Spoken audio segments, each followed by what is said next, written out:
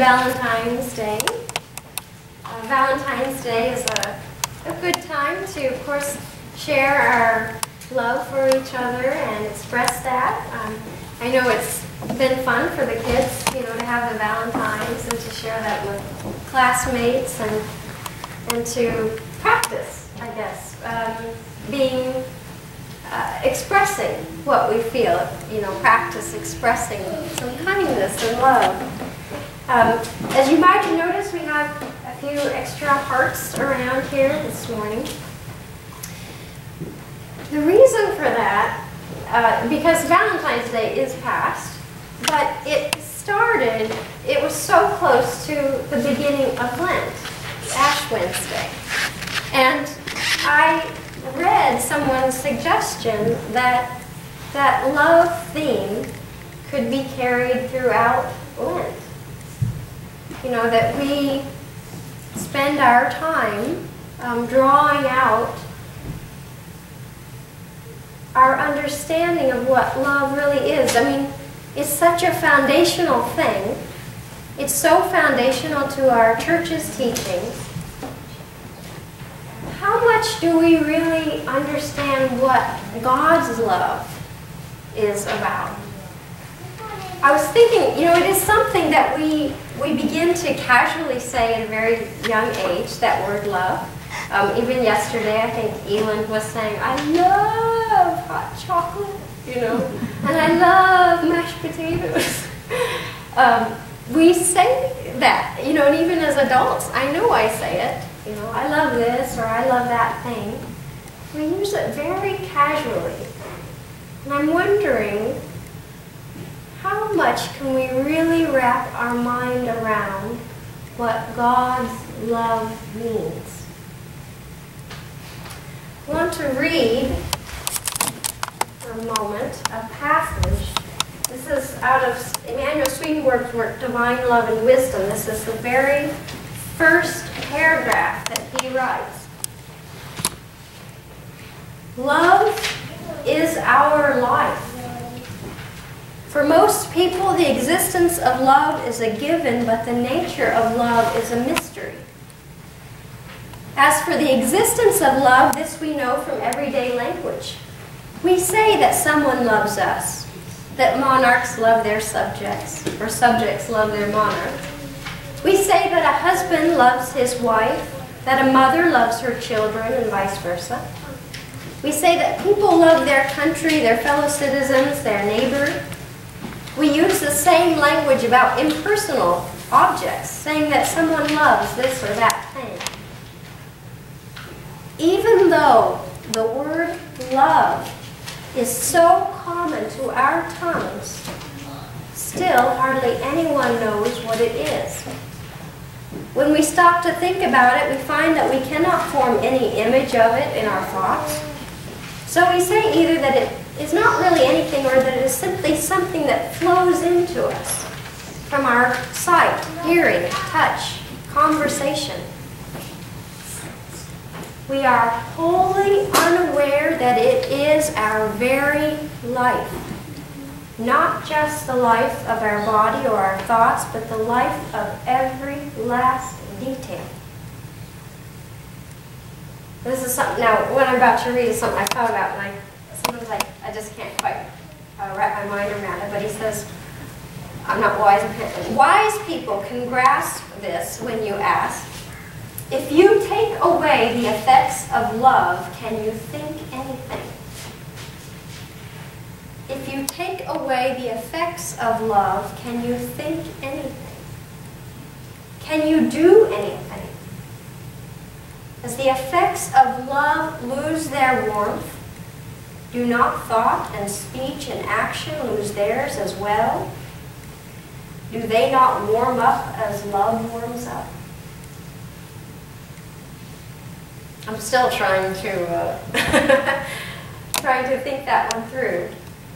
But this is the last sentence I'll read. We cannot know what our life is unless we know what love is.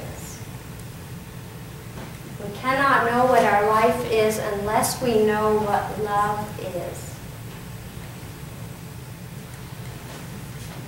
I think it's a good plan to these next weeks as we are traveling closer to the cross, and as we are studying and focusing on some of these stories, that we open our minds and try to understand a little more what love is. And I think some of the harder aspects of love is what we're going to find. You know, love forgiving, and love with a broken heart that keeps going. Think about the Lord on Palm Sunday entering, knowing what he was facing, and yet going forward. Love forgiving, love conquering death. And in another way to think about it, the question for us this morning is, where do we give our love? To what do we give our love? We know God gives love to us. To what do we give our love? And it takes us to our passage for today, our scripture passage, the temptation of Jesus. In a way, he's being tempted 3 very specific times to give that love somewhere else, to fall short. So as we think about that passage, a couple things to keep in mind. What was it that what was Jesus really being tempted to do? And also, if we think about our own struggles or our own temptations, as we're looking at this passage, just a question to keep in mind. Do our own struggles or temptations fall into any one of those 3? Something to think about. Now, temptations are actually very good. And the reason for that, they don't feel good at the moment, but we are not tempted by God, but we are tempted because we are receiving in God's love, and it is encountering something within us that doesn't want that to live within us. So really, the idea that we are being tempted means that that goodness is actually in us. And the question is, what kind of home are we going to give to it? Now this story, this temptation story, is really amazing. The more I read through it and look at it, the more I am amazed at the way it builds on each other, these temptations. And the first thing I might mention in the commentaries I was reading was the idea that, and I think there's almost 4 temptations. It's not blatant, the first one. But the first thing we find is that Jesus is out in the desert. He's in the wilderness. And that we find this line, after fasting 40 days and 40 nights, he was hungry. After fasting 40 days and 40 nights, he was hungry. Now, in a certain light, if you read that and think about that, it almost makes it sound as if he wasn't hungry for those 40 days and 40 nights. And what I was reading, our own teachings would suggest, an idea to think about, is the first thing we're really tempted to is to not have an appetite at all. To not have an appetite for good. You know, so many of Jesus' stories are with food, or he is the bread of life. He conjures up all those images, and he even feeds them, the fishes and the loaves. There's the wine, there's the bread. The people hungered for what he had to teach. But this is suggesting, possibly, that maybe the first temptation is to not have that appetite to grow or to learn. And maybe that's a distress for us. You know, when things happen to us and it's stressful, often our appetite is gone, a natural appetite. Well, the same thing could happen in the soul. We're facing a sort of crisis within. Sometimes the problem could be maybe we don't really care enough. And that could be the first part of the conflict. But Jesus, of course, always answered these temptations perfectly. And he comes away from this and he hungers again. So if you notice, the devil, this tempter, is so crafty because it says Jesus is hungry. So the devil knows this, and it says he's saying, okay, so you're hungry, what can I offer for food? And so what is the first temptation? What does he ask of Jesus to do? To turn the stones into bread. Now we can think about that in different ways. Stones are truth often. But if it's stones out in the wilderness, we have to look at the context, then it's not good truth. So it's almost like he's asking Jesus to make a substitution. Here, just have this instead. This should satisfy you. This should be enough, right? Well, it's like, I think, maybe times in our life when we are tempted to live by truths that aren't actually going to be leading to any good. In our book group, I've continued thinking about our first couple of chapters, and the one idea in the first chapter was about how we might believe a false idea of hierarchy, that some people are better than others for some reason, that we're not good enough. To me, that's like a false stone in the wilderness, you know. Believing that we can't be forgiven or that we can't forgive. That might be a false stone in the wilderness. Whatever it is, it's asking us to take something less than what we're capable of doing and being. And Jesus, of course, he answers with Scripture.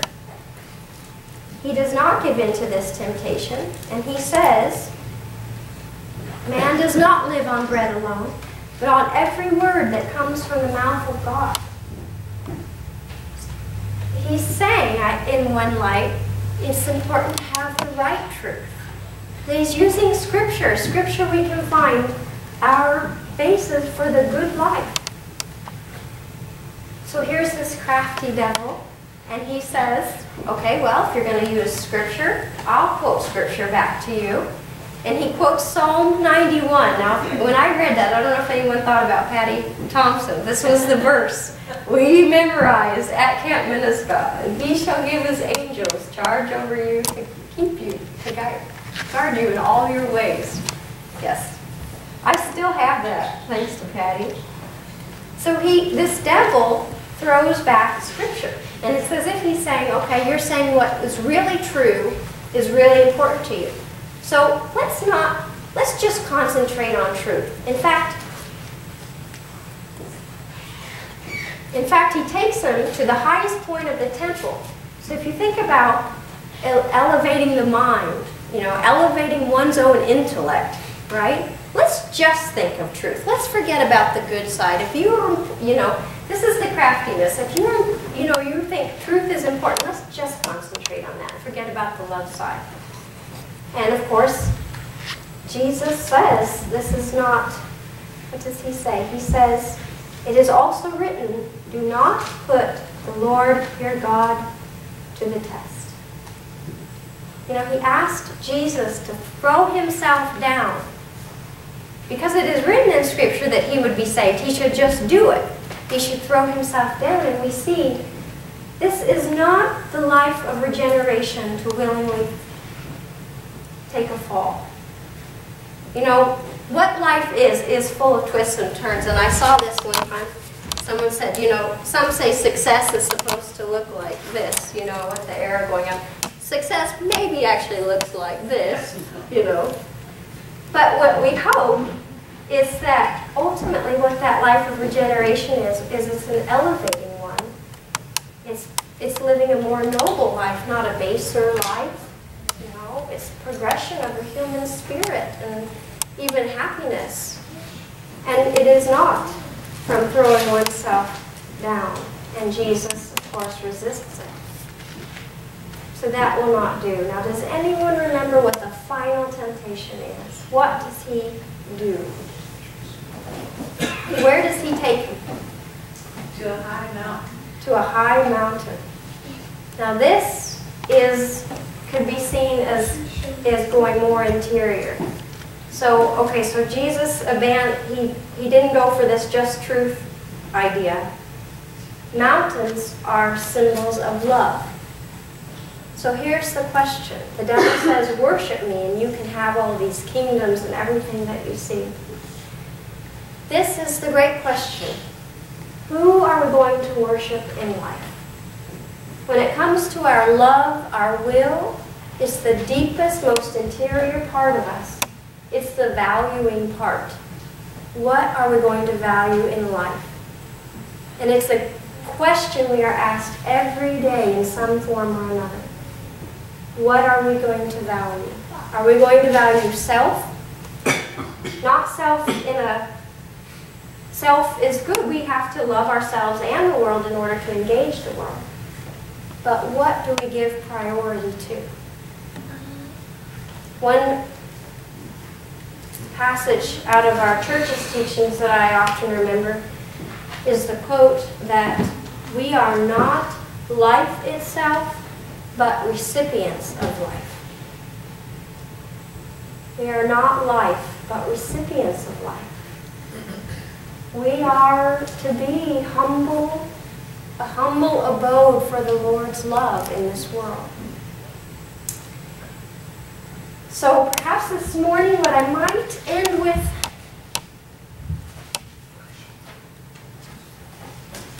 see if I can find it. It's just from Psalm 51. It's a simple verse. Create in me a clean heart, O God. Create in me a clean heart. May the Lord help us with our temptations this week.